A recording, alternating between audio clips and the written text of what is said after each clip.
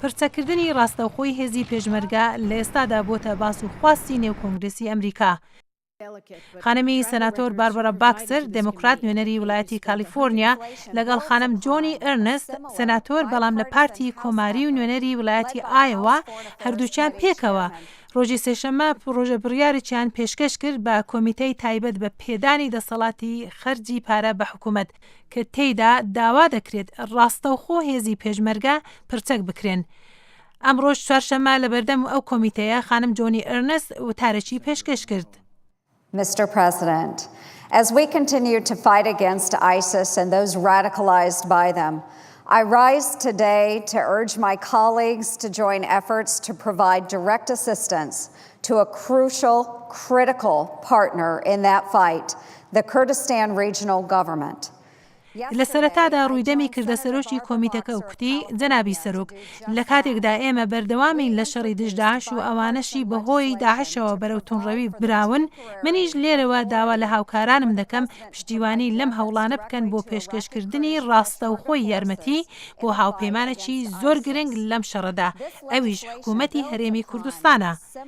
دوێنێ من و سەناتۆر باربەرا باکسر ئەو کارەمان کرد.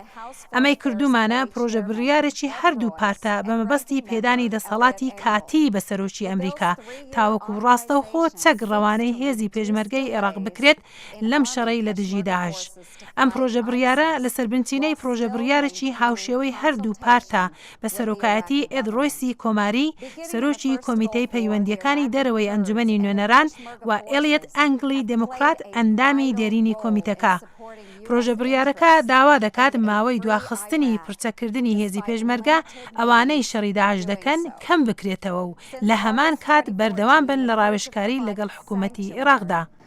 Beginning in the first Gulf War, the Iraqi Kurds and their Peshmerga forces لەوەتای یەکەم شەڕی کەنداو کوردەکانی عێراق و هێزەکانی پێشمەرگە ڕۆڵەکی زۆر گرنگیان هەبووە لە پشتیوانیکردنی بەرژەوەندیەکانی ئەمریکا و عێراقەکی ئازاد سەرەڕای ئەوەی توانایەکی سنوورداریان هەبووە بۆ ئەنجامدانی ئەمە.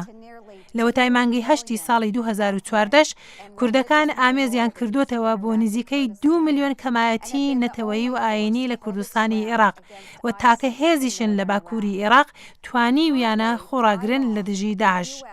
لە ئێستادا بەپێی یاسا دەبێت ئەمریکا بەڕێگەی حکوومەتی ناوەندی لە بەغدا کۆمەک بداتە کوردەکانی عێراق کە زۆربەی جار لە ڕابردوو لە کاتی خۆیدان نەگەیشتۆتە دەستیان و هەروەها وەکو پێویستیش نەبووە.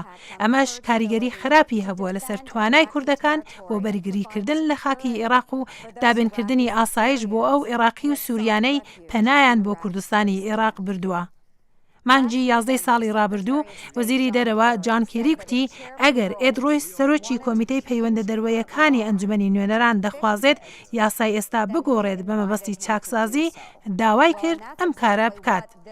ئەم پرۆژە بڕیارەی ئێمەش بە دروستی هەمان کار دەکات. ئەویش ئەمریکا وەها لێ دەکات یارمەتی ڕاستەوخۆ بداتە هەرێمی کوردستانی عێراق تاوەکو شەڕی داعش بکەن.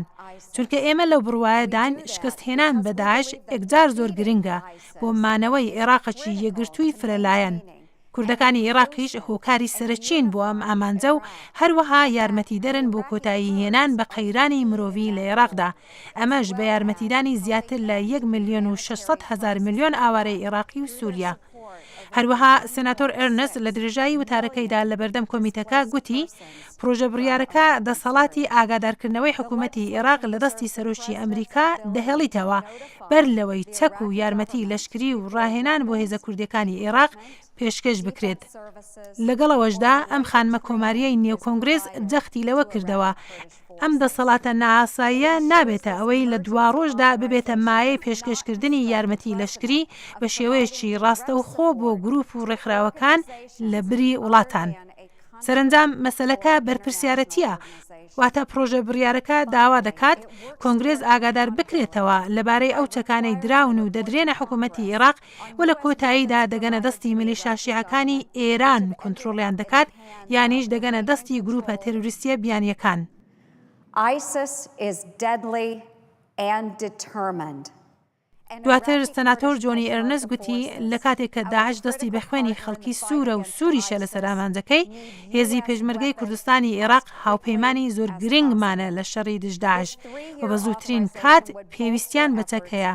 بۆیە لە شەڕی دژ داعش پێدانی ئەم دەسەڵاتە بۆ ماوەی 3 ساڵ زۆر گرنگە بۆ هێشتنەوەی عێراقەکی یەکگرتووی سەقامگیر کە زۆر لە بەرژەوەندی ئاسایشی نیشتیمانیماندایە.